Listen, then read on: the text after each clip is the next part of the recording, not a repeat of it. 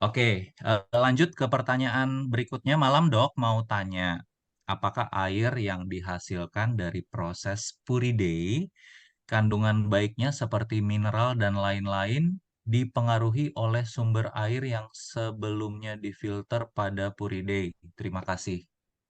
Mohon Ya, tanggapannya.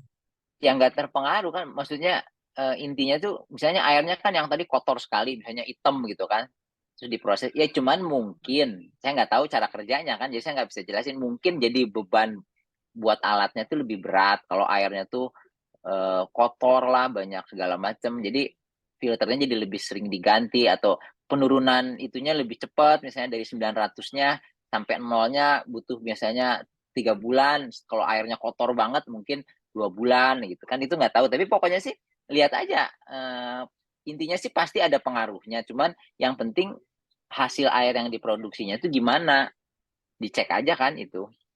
Jadi itu juga nggak terlalu, eh, jadi sekali lagi pertanyaannya itu sebenarnya nggak terlalu penting apakah berpengaruh air yang jadi sumbernya, itu sih nggak terlalu relevan. Yang penting setelah apapun airnya, sumbernya, setelah diproses pakai Puriday ini, dia bisa diminum atau enggak gitu, bebas Yes. BPA enggak, bebas mikroplastik enggak, itu aja. Kalau pengaruh atau nggak pengaruh ya pasti, kalau nanya ke engineer-nya pasti pengaruh lah. Nggak mungkin air yang kotor banget sama yang relatif bersih nggak pengaruh ke alatnya gitu. Tapi yang penting si yang harus dijawab sama si engineer-nya tuh, mau sekotor apapun hasilnya tuh sama gitu. Hasilnya tuh terstandarisasi. Kadar hidrogen apa, kadar mineralnya ada tetap, terus bakterinya hilang. Mau sebelumnya banyak sekali bakteri ataupun cuma sedikit bakterinya, pokoknya hasil akhirnya sama. Nah itu apakah konsisten nggak si alatnya ini tuh menghasilkan air yang layak minum hasilnya. Jadi yang pertanyaan itu mungkin gini, ini kalau airnya kotor sama airnya bersih, hasilnya tuh sama nggak gitu. Airnya kotor banget nih, terus airnya tuh air yang relatif bersih lah, air PDAM. Hasilnya tuh harusnya dibandingin misalnya sama hasilnya, oh ini hasil yang proses pakai Puriday, ini sama-sama pakai Puriday, dibandingin, oh ternyata sama. Kalau sama sih nggak masalah kan.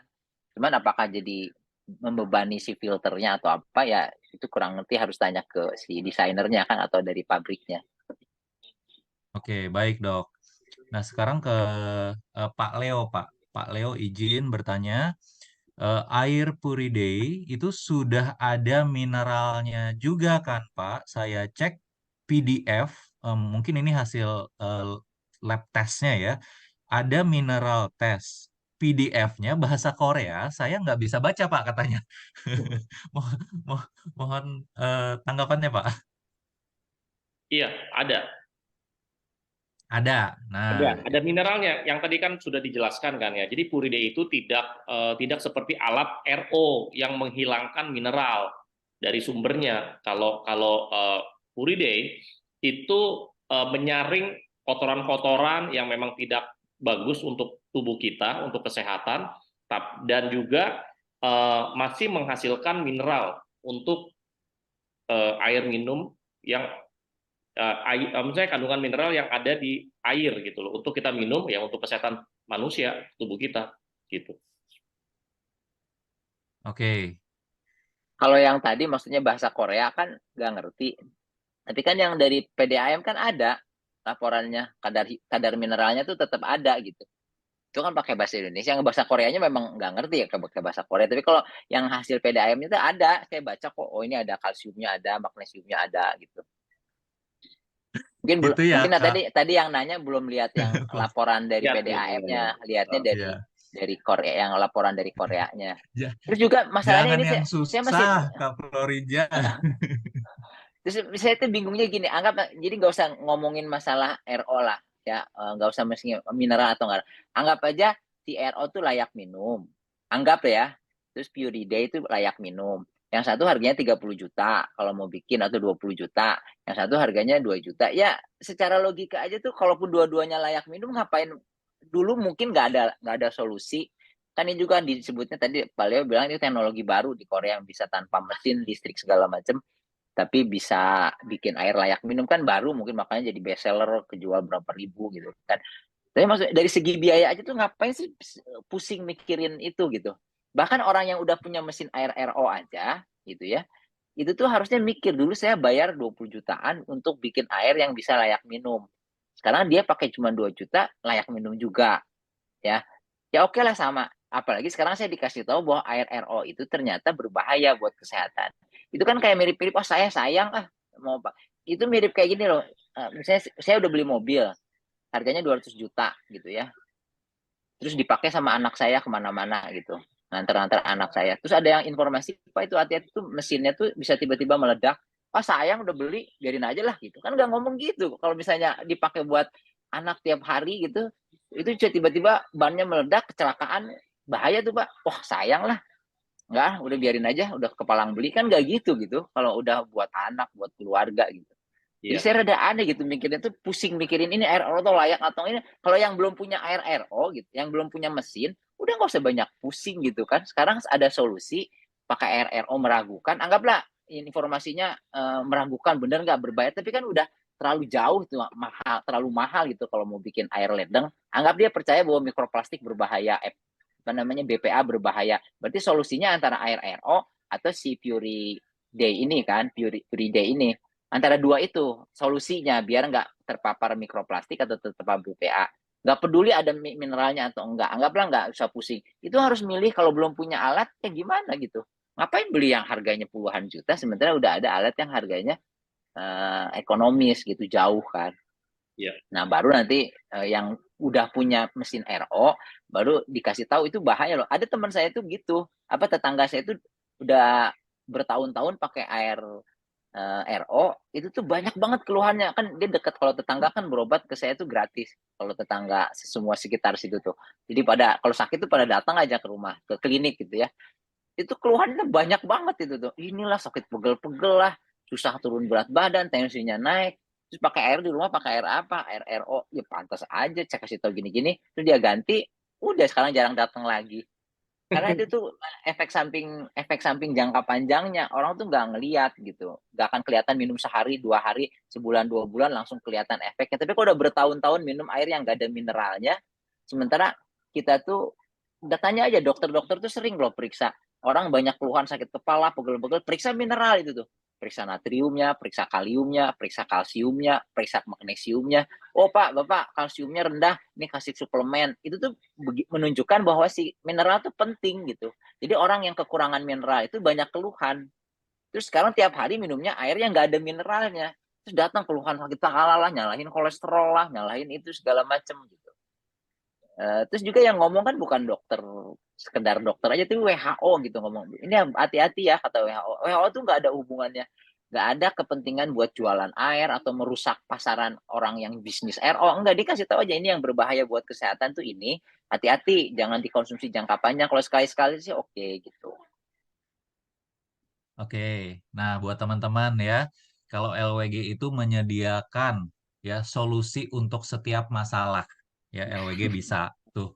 Bro, Tapi, ini ya sebentar bro, ini gue tambahin ya. Kalau kalau mm, kalau biasanya kan harus beli mesin yang gede, mahal segala macam. Oh tiba-tiba ini ada harga yang terjangkau, murah. Apakah benar gitu ya? Nah itu kan tadi udah dijelaskan kan, berbagai sertifikat dan hasil lab ya. Nah namanya teknologi ya, ini kan cepat gitu loh teknologi. Dulu komputer itu segede gaban gitu, satu ruangan. Sekarang kecil, tipis. Ya dulu handphone kita aja dulu gede-gede, kecil. Dulu mobil, motor ya itu pakai bahan bakar minyak gitu ya, bensin. Sekarang udah listrik. Ke depan itu udah hidrogen. Nah, teknologi itu selalu berkembang gitu. Nah, tadi ada yang nanya juga, Pak, ini bisa nggak ya? Abis dari puride saya bisa rebus nggak? Terserah, Anda mau rebus kek, mau goreng kek, mau pepes, terserah. Gitu nggak apa? Buat apa? Buat apa sih sebenarnya direbus? Kan Iya, jadi direbus nggak itu simple ya. percuma tujuannya juga. kan untuk menghilangkan kuman. Ya, Direbus tapi itu karena tuh kalau dari kebiasaan segi sih, Dok. kesehatan. Karena Oh kebiasaan gitu. aja sih, Dok. Kadang orang tuh kebiasaan. Lebih aman, nyaman itu harus direbus. Ya terserah sih. Udah boleh. Iya, kalau saya sih puride buat saya mandi, buat saya ngepel rumah, ya buat saya cuci apa siram tanaman. Kenapa harus begitu? Ya orang kaya kan bebas. Gitu aja sih, Enggak, Bro. sebenarnya ini saya mau ngasih ngasih saran, ngasih masukan aja.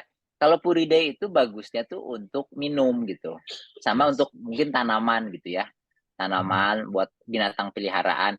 Kalau buat kebutuhan sehari-hari sebenarnya nggak terlalu banyak manfaatnya. Kalau kita ngepel pakai Pure Day gitu, malah filternya aja sayang gitu kan. Si air yang tidak mengandung mikroplastik itu nggak ada manfaatnya buat lantai, buat apa namanya, buat ngebersihin kamar mandi gitu. Itu tuh nggak terlalu banyak manfaatnya. Tapi kalau untuk makhluk hidup gitu, kalau kita punya binatang peliharaan, dikasih minumnya yang bebas mikroplastik, yang bebas BPA, itu kan lebih sehat buat dianya. Buat tanaman juga gitu, dihindari dari paparan zat-zat yang toksik. Kan biasanya sifat yang, karena manusia, hewan, tumbuhan itu punya dasar organik yang sama, karbon, hidrogen, oksigen gitu ya, nitrogen badannya itu.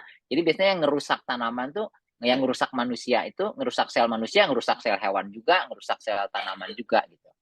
Jadi kalau mau pakai yang banyak manfaatnya biar hemat filternya kan, nanti kalau dipakai buat yang nggak penting-penting, nyuci mobil segala macam kan, lama-lama filternya cepet habis kan, sayang maksudnya. Ya. Mendingan buat yang makhluk hidup aja, yang ada di rumah kita makhluk hidupnya, tumbuhan, tanaman, binatang itu ya, sama orang rumah, semuanya pakai itu untuk konsumsi gitu.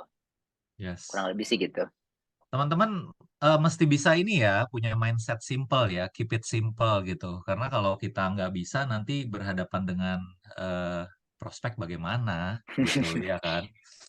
Dan jangan sampai gini loh, LWG siapkan, sediakan solusi, tapi solusinya juga dimasalahin ya. Nah, itu kan kita harus, artinya kan kita harus punya mindset yang benar, kita harus punya istilahnya pengetahuan yang cukup gitu supaya kita bisa kasih edukasi itu pastinya ke orang-orang yang terdekat dulu gitu. Pasti rata-rata nawarin itu ke orang-orang yang terdekat, dan orang terdekat ini yang kita sayangi gitu. Jangan sampai mereka ini miss atau kecolongan di air ya. Nah, Dok, ini kembali ke topik dan kebetulan ada yang bertanya, walaupun botol minuman bahan plastik itu, mungkin ini kayak misalnya air minum dalam kemasan, Dok ya, yang bentuknya gelas ya atau botol 600 mili gitu. Ini terlindungi kardus, Dok. Apakah bisa tetap terkontaminasi mikroplastik? Ya mungkin maksudnya ini nggak kena panas nih, Dok. Nggak kena panas langsung, ya. Pakai kardus nih. Apakah air minum dalam kemasan itu, yang di dalam kardus itu tetap terkontaminasi mikroplastik?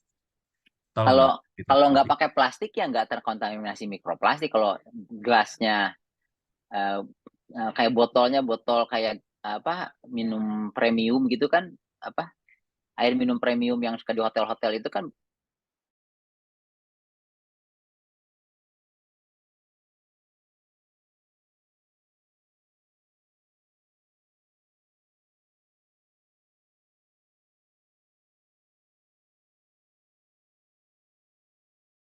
Mhm. itu berarti kalau kena matahari dia bisa mengeluarkan BPA. Kalau Mhm. BPA free kena matahari itu apa namanya, nggak akan ngeluarin BPA. Kalau bahannya plastik yang BPA free, yang tidak BPA free, nggak kena matahari ya nggak ngeluarin BPA kan. Tapi kan Yes. plastiknya tetap plastik, biasanya sih plastiknya bukan plastik yang mahal gitu, yang berkualitas. Karena kan biasanya minum buang gitu kan. Nggak mungkin si Yes. produsennya bikin plastik yang berkualitas tinggi sehingga tidak ada eh, kontaminasi mikroplastik. Mikroplastik itu kalau udah dalam waktu lama kebanting-banting, ke bawah-bawah segala macam gitu, itu kan nanti keluar sedikit-sedikit. Jadi kandungan mikroplastik secara teoris itu kalau ada eh, air mineral dalam plastik, itu mikroplastiknya tetap ada. 93% botol minuman kan dari penelitian tuh semuanya mengandung mikroplastik. Walaupun Keren memang banget. apa namanya, jadi harus dipisahin. Jadi kita harus paham, ini mikroplastik itu bukan karena kena pemanasan, karena ada plastik murahnya itu. Plastik Nah, murah kemana-mana dibawa, walaupun nggak kena panas, itu mikroplastiknya tuh ada terkontaminasi ke dalam air, airnya kita minum atau kita proses di tumbler hidrogen gitu kan. Tapi kalau kena matahari tambah lagi, udah ada mikroplastiknya, ada BPA-nya, ada PET-nya gitu. Itu semua zat yang nggak langsung menyebabkan keracunan, kayak misalnya kita kalau makan apa namanya, makanan yang udah basi itu langsung mencret gitu. Minum aja, makan aja rada banyak, terus sehari itu langsung keluar kontan gitu efeknya. Kalau si mikroplastik ini, mikroplastik, BPA, rokok, semua tuh zat-zat yang sifatnya tuh ngerusak dalam jangka panjang gitu. Karena tubuh kita tuh sebenarnya diberi kemampuan untuk kalau sedikit terus nggak lama itu masih bisa tahan itu. Orang yang ngerokok aja 2 bungkus sehari dari umur belasan tahun sampai umur 50 tuh nggak ada keluhan apa-apa, bisa olahraga kuat segala macam. Tapi kerusakannya itu sedang terjadi terus. Kalau kita ngelihat paru-parunya udah mulai hitam segalanya, tapi begitu keluar waktu penyakitnya keluar baru deh gitu, udah irreversible gitu. Jadi si tubuh kita tuh sebenarnya sel-sel tubuh kita tuh kuat sekali. Tapi kalau Yes. terus terpapar sedikit-sedikit gitu, lama-lama tuh rusak juga gitu. Tuh, teman-teman dengerin ya, jangan uji nyali. Ya, Ya, jangan uji nyali. Ya, ini bukan waktunya. Ya, udah terlalu banyak nih resiko-resiko kita. Harus dikurangi. Dok, apakah wadah BPA free boleh kena panas matahari? ya boleh. Apakah wadah BPA free berisi air minum jika lama di mobil saat cuaca panas ya mungkin kayak akhir-akhir ini ya masih aman diminum, Dok? Aman. Oke. Aman, makanya mahal tuh karena itu kan. Disebut BPA free itu artinya dia kalau kena sinar matahari itu si plastiknya tuh plastik mahal ya. Makanya harganya juga mahal. Jadi kalau kita pakai olahraga, misalnya naik sepeda gitu, pakai botol minuman yang BPA free kan pasti kena panas kalau sepedanya berjam-jam kan. Nah itu tuh nggak risiko kesehatannya nggak, mikroplastiknya juga nggak ada kalau yang plastik yang mahal gitu sih. Karena dia Hmm. mahal kan bagus gitu. Tapi harganya juga mahal. Tapi kan itu nggak bukan botol sekali pakai terus dibuang. Kalau yang sekali pakai dibuang mah nggak ada yang BPA free, kemahalan. Jadi kalau Yes. BPA free, walaupun kena sinar matahari berjam-jam di mobil, itu dia pakai garansi BPA free gitu. Jadi nggak masalah. Cuman air yang dimasukin ke BPA free-nya dari mana? Jadi botolnya itu, ini botol BPA free kan? Terus kita masukin airnya kan dari air minum dalam kemasan. Atau air apa maksudnya? Kalau air minum dalam kemasan dimasukin ke BPA free, kena sinar matahari, airnya yang masuk aja itu sebenarnya udah mengandung BPA kan, karena si air dari minuman air dalam kemasan itu kan kena sinar matahari pas diprosesnya, ada mikroplastiknya, terus kita masukin ke wadah yang BPA free. Ya nggak akan nambah BPA gitu, cuman BPA yang udah ada dari air minum dalam kemasannya kan tetap ada di situ. Nah, makanya buat teman-teman semua harus segera ya punya dan pakai Puride ya supaya aman ya, Dok ya.